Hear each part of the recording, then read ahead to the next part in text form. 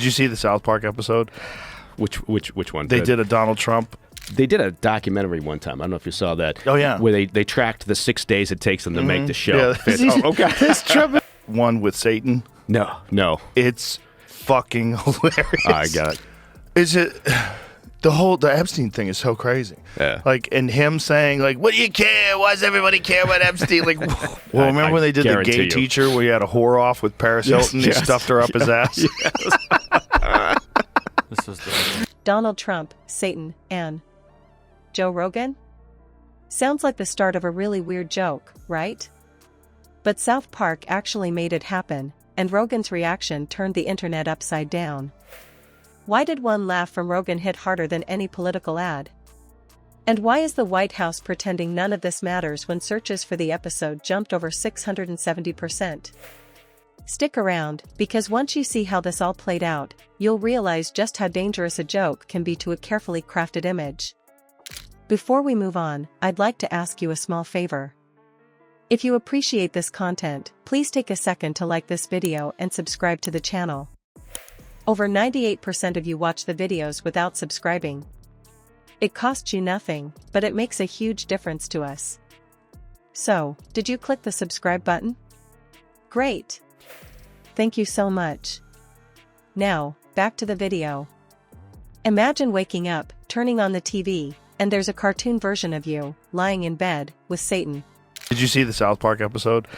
Which one? They did a Donald Trump. Yeah, it's a long story. He wanted a Lamborghini cake, but, it was just like the devil wanted it, and they said no. One with Satan. No. It's fucking hilarious. I got it. Not a nightmare. Not a bad deep fake. Just another Wednesday courtesy of South Park, and this time they aimed their fire right at Grumpy Trumpy. The scene kicks off with the orange turd himself propped up in bed, having an awkward heart-to-heart with the devil like they're an old married couple. Then, without warning, we're in the desert, where cartoon Trump starts declaring he's the chosen one to no one in particular, sweat glistening on his ridiculous animated face. I got it. I love the show. Is fantastic. I raised my 3 boys on that show, much to my wife's horror. Well, you remember the Satan and Diddy episode? All those that was fantastic. I didn't see that one. Oh, the Satan. But it's a great show, but I haven't seen that episode. When you think, like Bridget Fedesi had a funny quote, like when you think... It sounds completely unhinged, yet the actual lines echo things real Trump has said. That's why it's jarring. You're torn between laughing at the absurdity and realizing the script could have been copy-pasted from his actual speeches. This wasn't just some lazy dunk. South Park has roasted every president, celebrity, and random guy at the bus stop for decades. If your face is on TV, you're fair game. That they have reached the bottom of the highest level of not giving a fuck.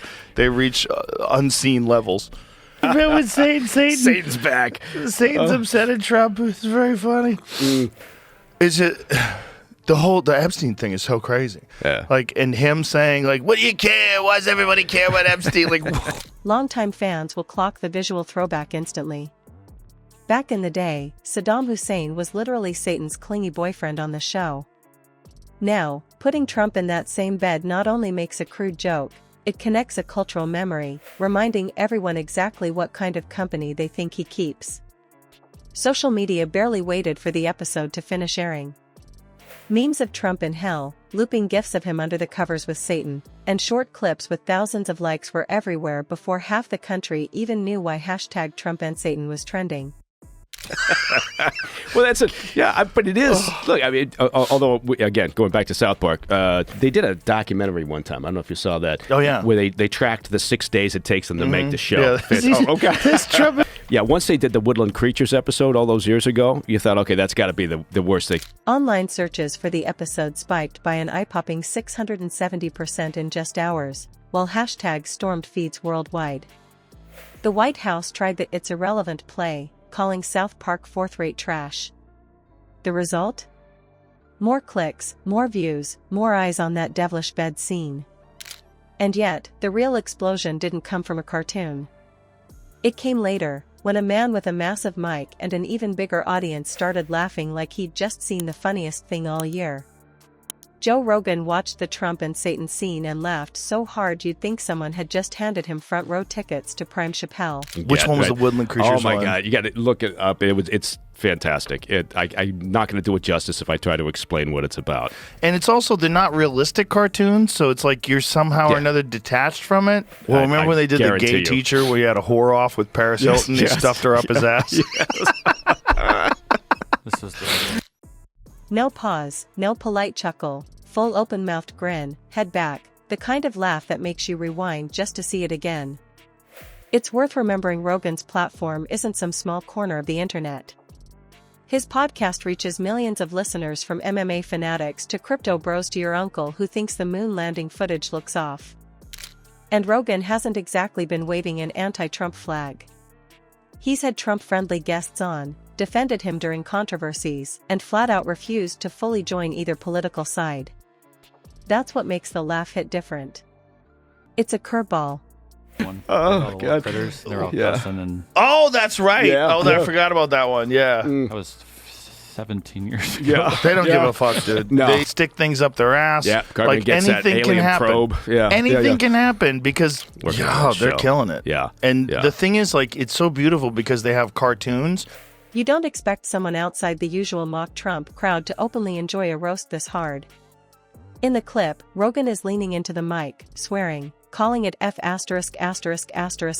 hilarious while still wheezing from laughing. You can see him picturing the scene in his head and losing it all over again. Within hours, that little reaction became its own meme. TikTok had Rogan's laugh synced with everything from cats falling off counters to awkward political speeches. Instagram Reels spliced it with the actual South Park scene. They haven't No. given a fuck since the beginning, and it's the greatest show of all time. Yeah. And honestly, if you said what would be the best job that you could have imagined, it would be being one of those two guys. And you could do things with cartoons you could never do with real people. Yeah. You can kill them. They can fuck each other. They can stick things up their ass. Yeah. Cartman like gets that anything can alien happen. probe. Twitter GIF loops of him laughing were popping up in threads that had nothing to do with politics. Suddenly, people who had never watched an episode of South Park in their lives were in on the joke. Cultural critics have called Rogan a barometer for the broad middle. In other words, if he's laughing at something, the reach has jumped far beyond political satire junkies. But not everyone was amused. MAGA world split in two. Some called him a sellout for enjoying a leftist smear, others tried twisting it into a takedown of corporate media narratives. That split only poured fuel on the moment. The angrier the reaction got, the more the clip spread. And now, with both a cartoon and the world's biggest podcaster landing punches, Trump's image problem had a new and unexpected tag team partner. Which sets up the bigger question: how do